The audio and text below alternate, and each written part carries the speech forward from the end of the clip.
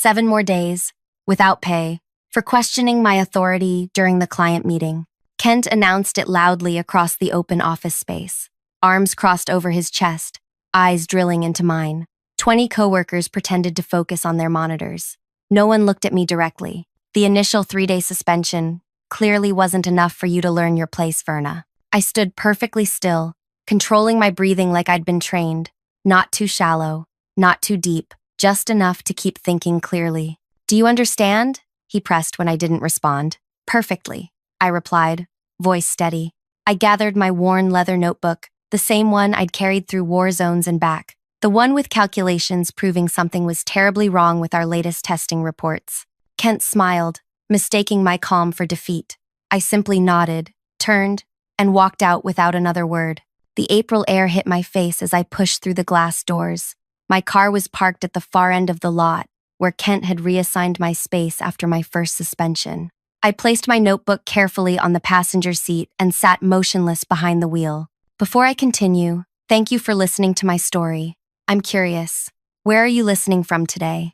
Drop a comment and let me know what part of the world you're in. Sometimes knowing who's hearing your story makes the telling easier. My name is Verna Thale. I'm 42 years old with a face most people forget minutes after meeting me. That's not self-pity. It was an asset in my former life. I'm average height, average build, with brown hair that doesn't quite reach my shoulders. I wear minimal makeup and clothes designed to blend in. The kind of person who can stand in a crowded elevator without anyone remembering I was there. For 12 years, that forgettability was my greatest tool. I wasn't always Verna Thale. I've had many names, many identities. What remained consistent was my purpose. I verified intelligence about protective equipment provided to military personnel. Equipment meant to keep them alive. My background wasn't in engineering or materials science. It was in mathematics and human observation. I could spot patterns in data and inconsistencies in human behavior with equal precision. When manufacturers claimed certain levels of protection, I analyzed whether those claims matched reality. Sometimes this meant sitting in bland offices, reviewing testing data.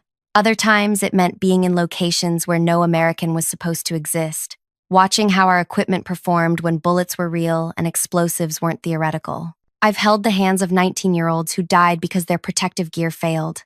I've promised them their deaths wouldn't be meaningless, that someone would care about why they died, that someone would make it right. 3 years ago, I grew tired.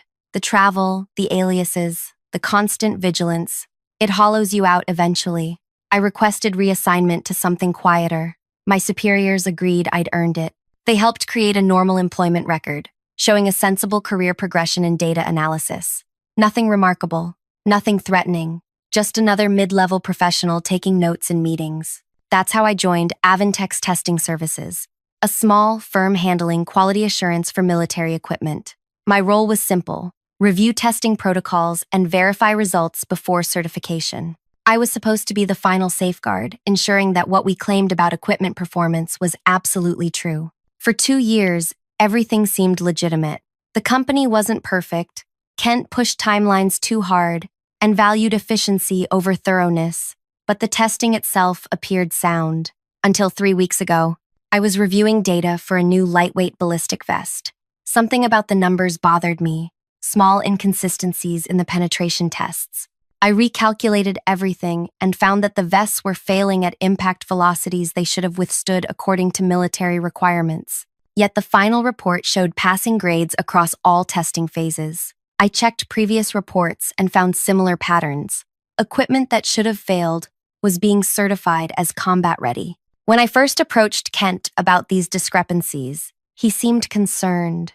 These are serious accusations, Verna.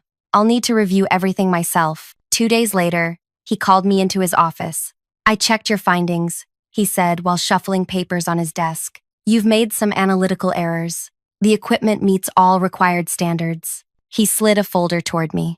Here's where you went wrong. The documents inside contained calculations I'd never seen, using testing protocols different from our standard procedures. But this isn't how we… Verna, he interrupted. You're relatively new to formal testing environments. These modified protocols have been approved for this particular contract. By whom? I asked. His expression hardened. That's above your clearance level. But if the vests fail at these velocities, 3 days, he said. Take 3 days without pay to reconsider your priorities here. When you return, I expect this matter to be closed. I spent those 3 days documenting everything, every calculation, every discrepancy, every modified protocol that didn't match military requirements. I created a comprehensive analysis showing exactly how the equipment was being misrepresented.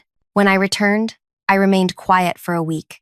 I observed who handled the reports, who signed off on final certifications, who communicated with the clients. I noticed patterns in communication that suggested Kent wasn't acting alone. Then came the client meeting.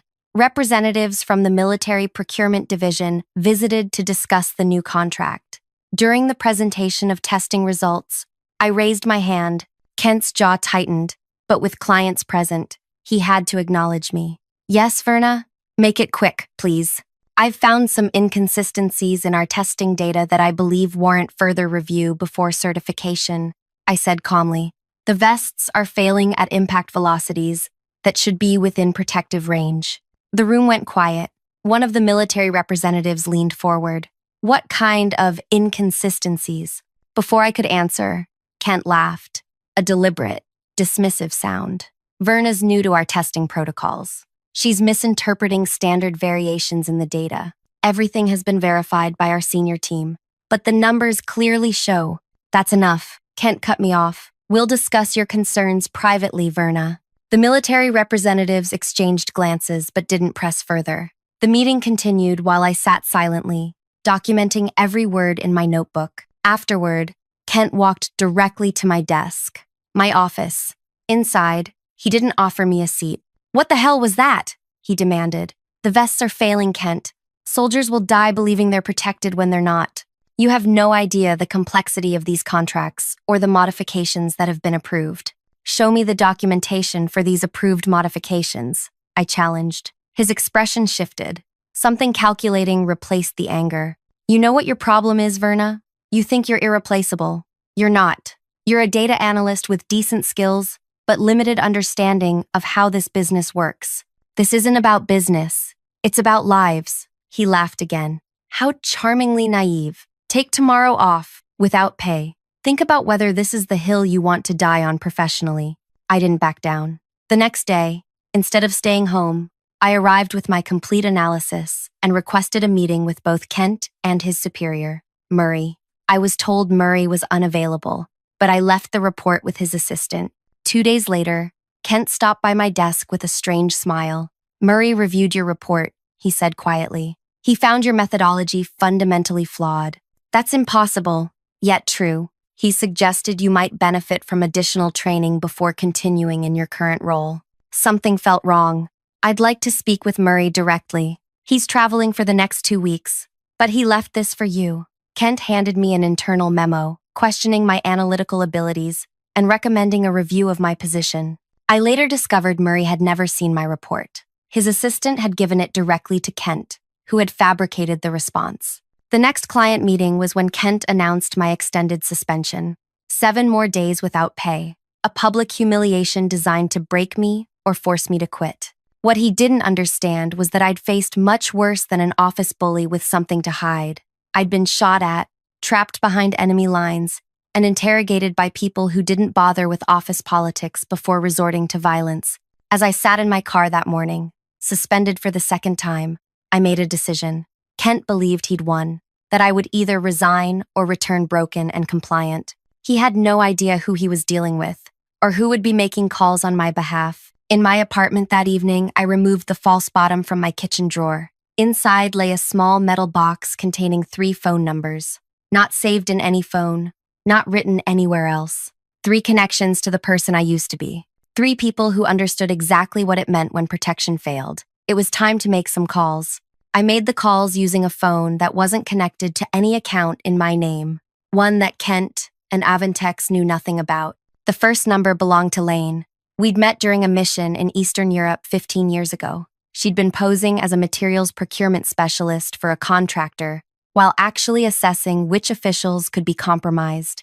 I was evaluating whether a new type of body armor would actually stop the caliber of ammunition common in the region. When gunfire erupted during what was supposed to be a routine meeting, Lane and I escaped together. We spent 3 days hiding in an abandoned train station, taking turns sleeping while the other kept watch. By the time extraction arrived, we knew each other's real capabilities. Now, Lane headed an international oversight committee that approved military contracts. Verna, she answered, on the second ring. No surprise in her voice, though it had been nearly 2 years since we'd spoken. You're still using this number. Some connections are worth maintaining, I said. This isn't social, she replied. Not a question. No, tell me. I explained the situation at Avantex, the falsified testing data, the modified protocols, the equipment being certified despite failing critical tests. You're certain? She asked when I finished. I've triple-checked everything. The vests are failing at velocities they're rated to withstand. Someone's hiding it. Silence stretched between us. Then, send me what you have. Use the old method. The old method was a dead drop technique we'd developed during our active years. Digital information hidden within seemingly innocent files, accessible only with specific decryption protocols. There's more, I continued. I think this goes beyond my immediate supervisor. The pattern suggests systematic falsification across multiple contracts. How high? I don't know yet. That's partly why I'm calling.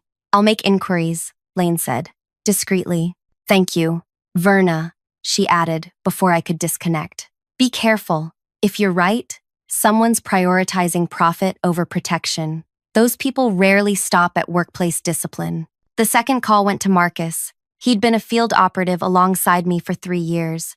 We'd shared cramped surveillance positions for days at a time, communicating in whispers and hand signals. When an operation went wrong near Kabul, he carried me 2 miles to extraction with a bullet lodged in his shoulder. Now he worked as a senior examiner in the Pentagon's budget office, reviewing military expenditures.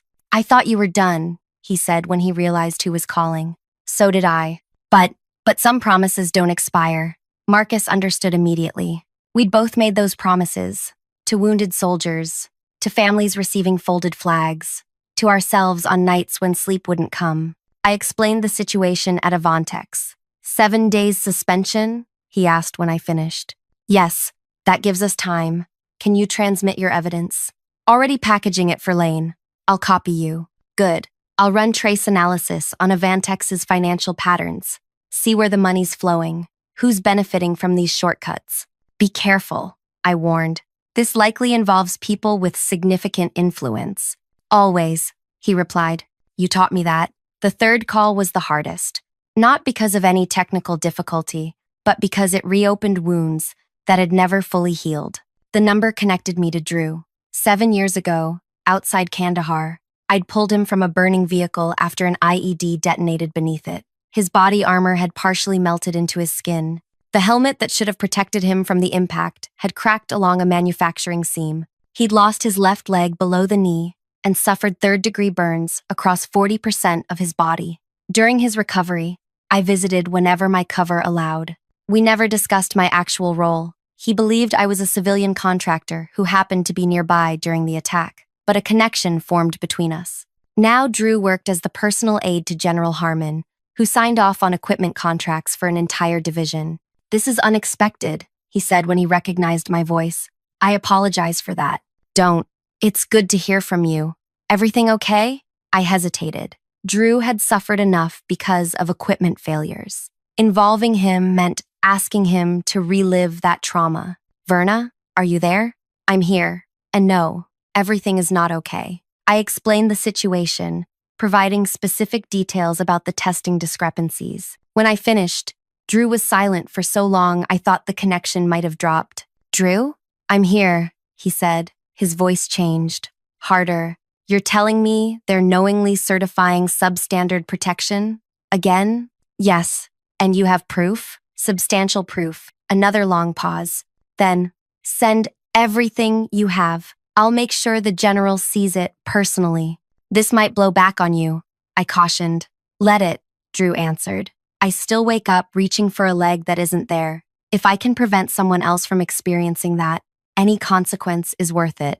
After completing the calls, I sat in my small living room, staring at the wall. My apartment was sparsely furnished, a habit from years of needing to leave places quickly. Nothing irreplaceable, nothing that couldn't be abandoned if necessary.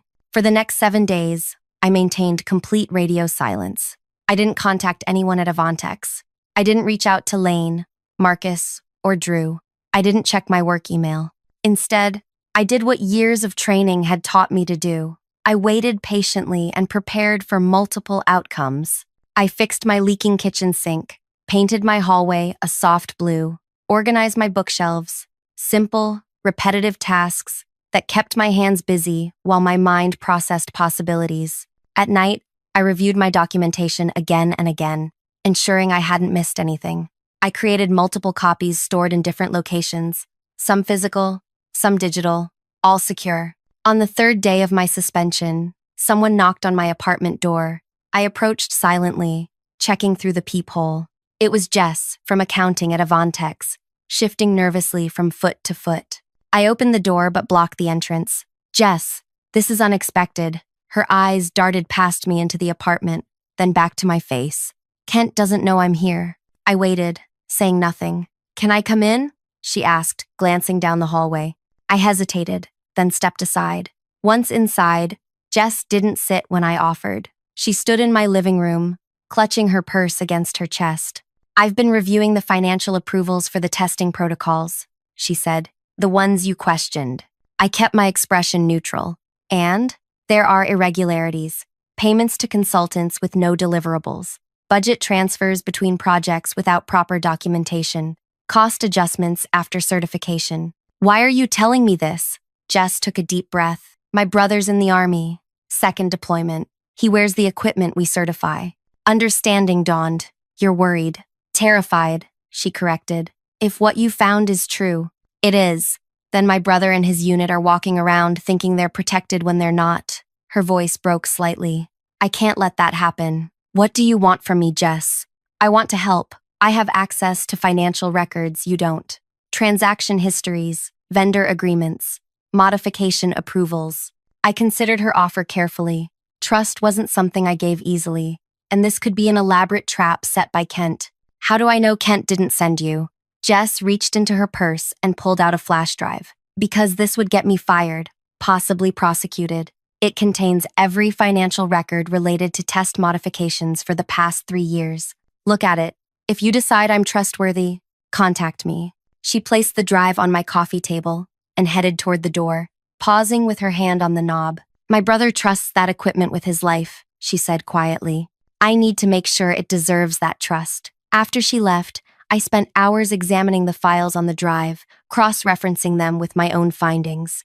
What emerged was a troubling pattern. Test modifications coincided with payments to a consulting firm called Strategic Solutions Group. Further investigation revealed this firm was owned by a holding company connected to Murray's brother-in-law. Money was flowing from the manufacturer to Strategic Solutions, then being distributed through various channels, including offshore accounts linked to shell companies. Some of those companies made regular payments to accounts associated with both Murray and Kent. They weren't just falsifying test results, they were being paid to do so. By day 5 of my suspension, I had compiled a comprehensive dossier linking the falsified testing to specific payments. I encrypted this information and sent it to Lane, Marcus, and Drew using our secure channels. Responses came within hours. From Lane, verification complete. Bringing in specialized investigators. Stay in position. From Marcus, financial trails confirmed. Found 6 additional contracts with identical patterns. Briefing select committee members today. From Drew, General Harmon, reviewing personally. Wants to meet with you when this concludes. On day 7, my last day of suspension, my doorbell rang at 6:15 a.m. Through the peephole, I saw 2 individuals in plain clothes, standing in the hallway. Nothing about them immediately identified their affiliation, but their posture and awareness screamed federal service. I opened the door. "Miss Thale?" the woman asked, showing identification too quickly for me to fully read it. "Yes. May we come in? We have some questions regarding Avantex testing services." I let them in, offered coffee, which they declined, and answered their questions for nearly 3 hours. They asked about testing protocols, modification approvals, reporting structures, financial processes. I provided everything I knew, supported by documentation. When they finally stood to leave, the woman handed me a card with just a phone number. If you think of anything else, call this number directly. What happens now? I asked. That depends on what we find, the man replied, but I would prepare to return to work tomorrow as scheduled. Will I be safe? They exchanged glances. The woman spoke. No one at Avantex has been informed about this investigation. As far as they know, you're simply returning from suspension. We suggest maintaining that appearance. After they left, I spent the remainder of the day mentally preparing to re-enter the office, not as the compliant employee Kent expected to see, but as the trained operative I had once been, watchful, patient, gathering information. I slept dreamlessly that night, a skill honed during years of operations when rest was scarce but essential. The next morning, day 8, I dressed in unremarkable business attire and drove to Avantex. I used my badge to enter the building at exactly 8 a.m., nodding politely to security as if nothing unusual had occurred.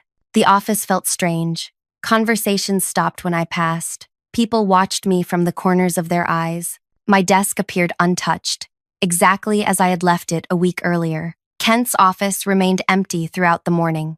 Whispers circulated that he was in an emergency meeting with Murray and the legal team. No one seemed to know why. At 11:47 a.m., the front desk receptionist called my extension. Verna, there are some visitors here asking for you. I gathered my notebook and walked calmly to the lobby. 3 people stood waiting. Though they wore civilian clothes with no visible identification, I recognized them immediately. Lane stood nearest the door, her posture relaxed but alert. Her dark hair was pulled back in a simple ponytail, and she wore a navy blazer over a white shirt. Nothing about her appearance suggested the power she wielded in international oversight. Marcus leaned against the reception desk, quietly chatting with the receptionist. His friendly demeanor concealed the fact that he could trace financial transactions across dozens of shell companies within hours. Drew stood by the window, sunshine highlighting the surgical scars on the left side of his face. His prosthetic leg was hidden beneath perfectly tailored slacks. Only his eyes revealed his true feelings, cold, determined, focused. When I approached, Lane stepped forward. Miss Thale, she said formally, extending her hand. Thank you for meeting with us. I shook her hand, maintaining the pretense that we were professional acquaintances rather than people who had once escaped death together. Of course. How can I help you? We need to discuss some discrepancies in testing protocols for several defense contracts, she replied, her voice carrying just enough to be heard by those nearby. Is there a conference room available? The receptionist quickly directed us to the largest meeting room, looking nervous as she made the arrangements. Word spread rapidly through the office that something significant was happening.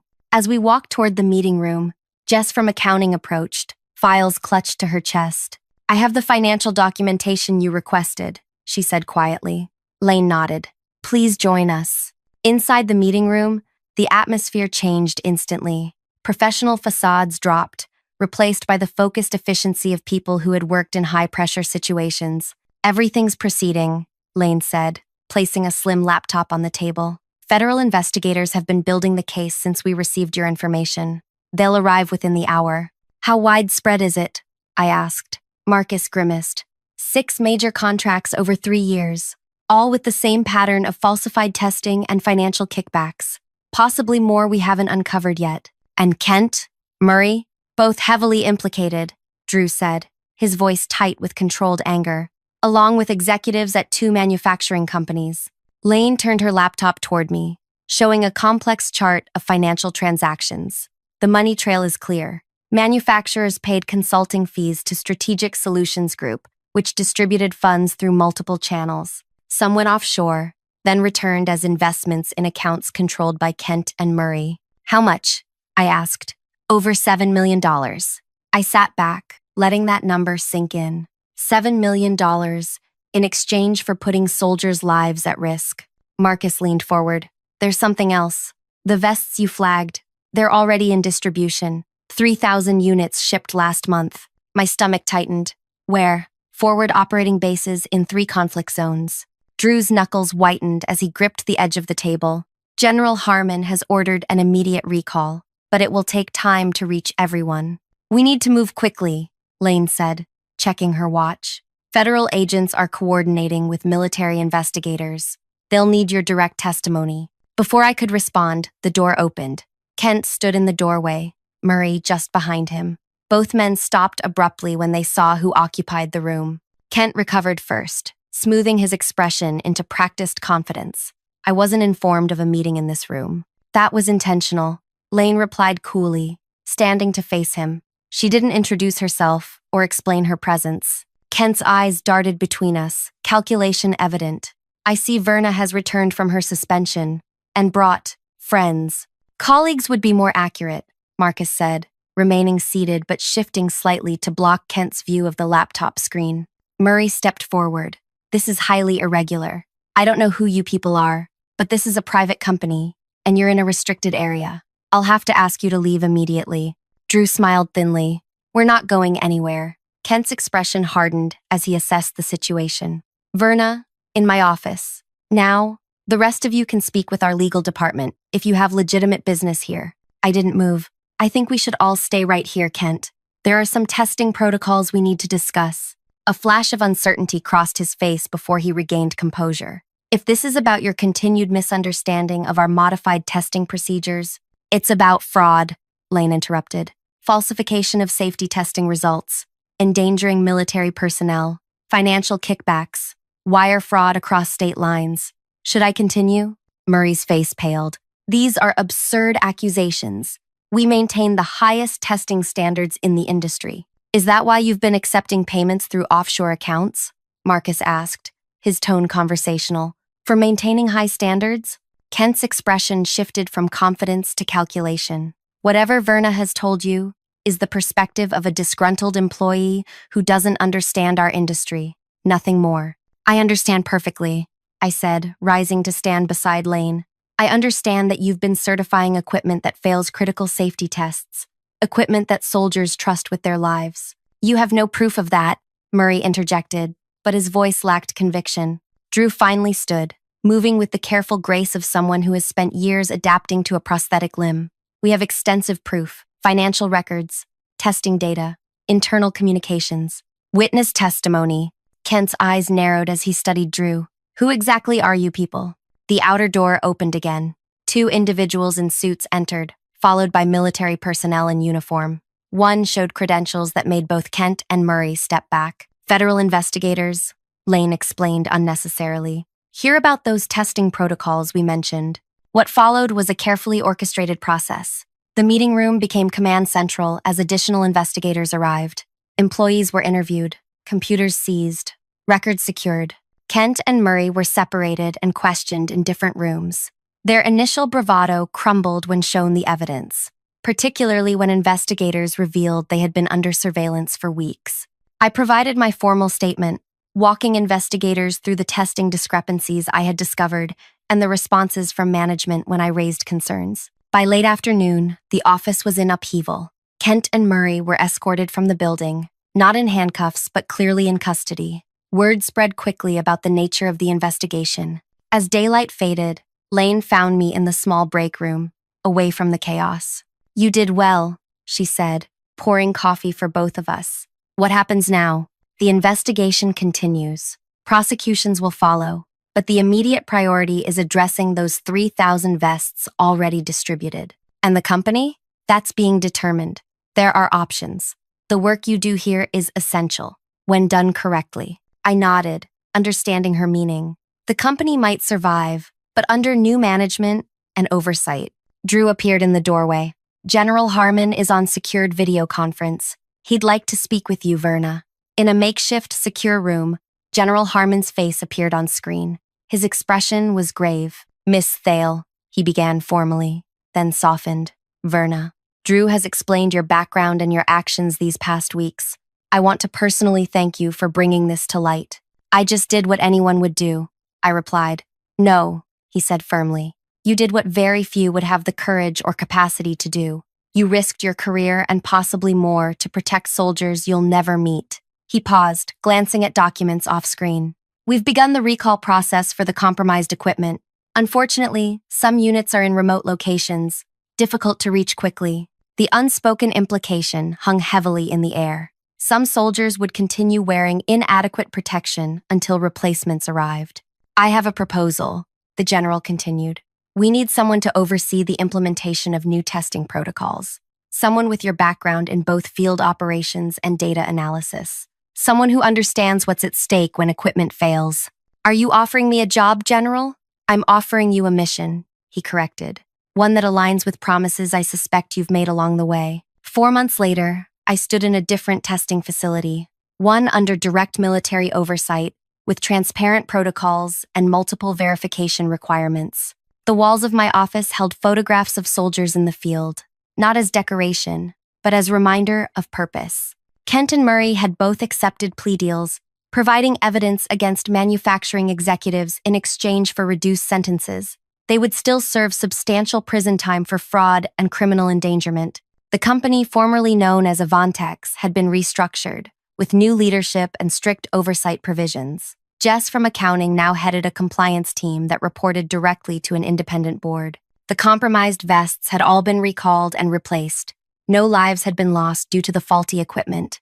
A fortunate outcome we celebrated quietly. One warm Tuesday afternoon, Drew visited my new office, moving more comfortably with his prosthetic than he had months earlier. General Harmon asked me to deliver this personally, he said, placing a folder on my desk. Inside was documentation for a new testing standard, officially named the Adler Protocol, after a young soldier who had died years earlier when his equipment failed during combat. A soldier whose hand I had held as he whispered final words meant for his mother. They're implementing it across all defense contracts, Drew explained.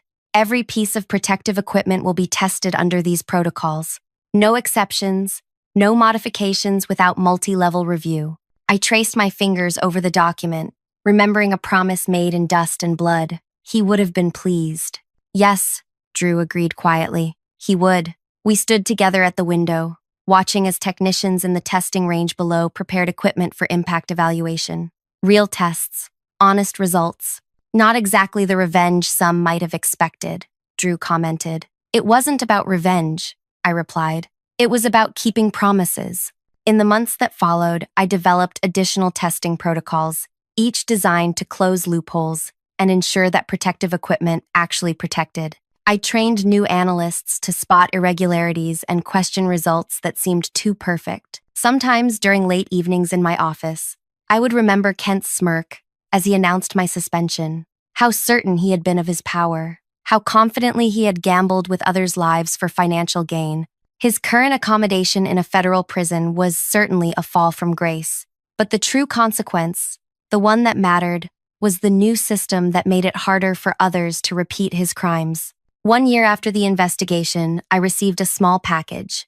Inside was a worn patch from a military uniform, along with a handwritten note.